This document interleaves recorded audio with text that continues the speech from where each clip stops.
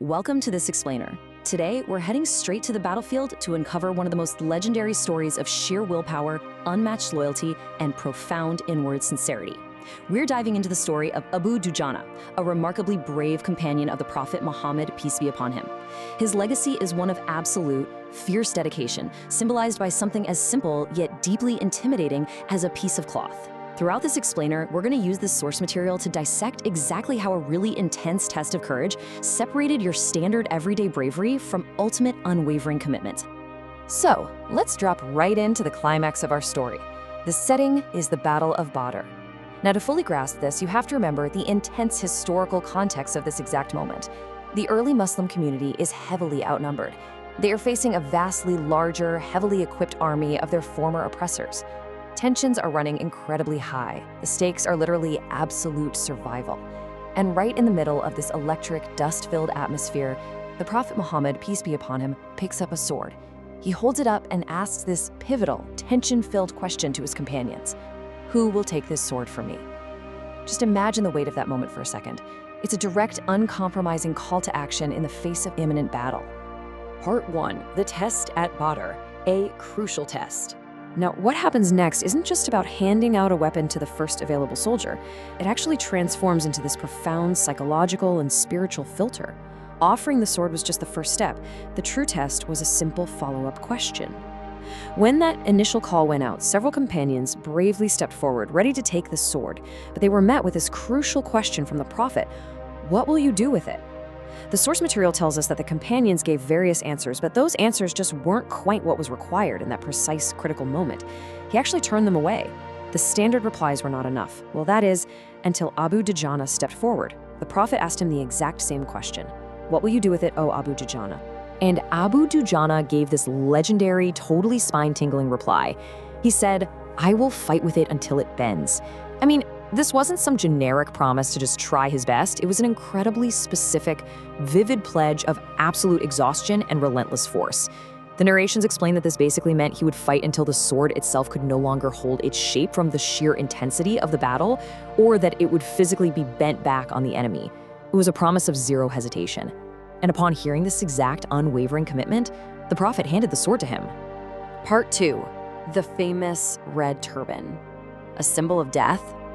So immediately after getting the sword, Abu Dujana takes this powerful visual action. He knew he had just made a monumental promise, right? And he needed to physically step into that reality. So he reaches for his famous red turban, or headband as it's sometimes described, and ties it firmly around his head.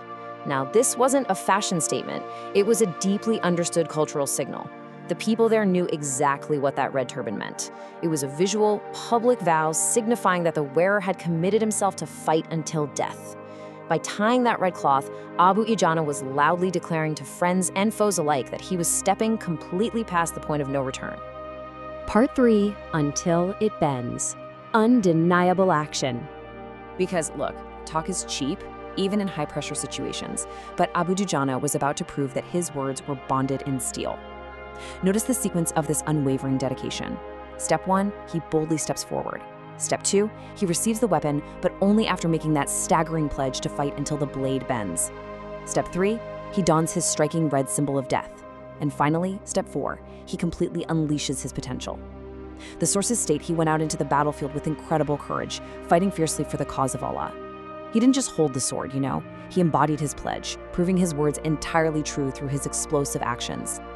Part 4, inward character, true sincerity. To truly understand the legacy of Abu Dujana, we kind of have to look past the fierce outward appearance of the terrifying warrior in the red turban. We need to examine the inward character of the man, because physical bravery, while totally impressive, isn't the whole story here. Abu Dujana was a wonderfully complex human being. Yes, obviously he had unmatched loyalty and incredible courage, but the historical texts specifically highlight his immense generosity and humility. Just think about that contrast for a second. The most fearsome fighter on the battlefield was also known for being humble and generous off it. He remained a loyal and devoted companion throughout his entire life. His legacy isn't just about physical dominance. It's widely shared as the ultimate example of courage that is deeply rooted in genuine faith. And that brings us to what might actually be the most fascinating aspect of Abu Dujana's character, his extreme concern for sincerity. The historical narrations reveal a man who possessed a profound level of self-accountability, which, by the way, was a really common and powerful trait among the Sahaba, the companions. He wanted to be absolutely certain that his awe-inspiring bravery in battle was purely for Allah's sake. He constantly checked his own intentions to ensure he wasn't doing it for show, for personal glory, or for fame. Imagine that for a second. You're wearing a bright red turban, you are literally the center of attention on the battlefield, yet internally, you are fighting a totally separate war against your own ego to remain completely sincere. So, as we wrap up this explainer on the legendary Abu Dujana, the man with the red turban and the unbreakable vow, I want you to take a moment to reflect on your own actions. Think about your own commitments and your own battles in life.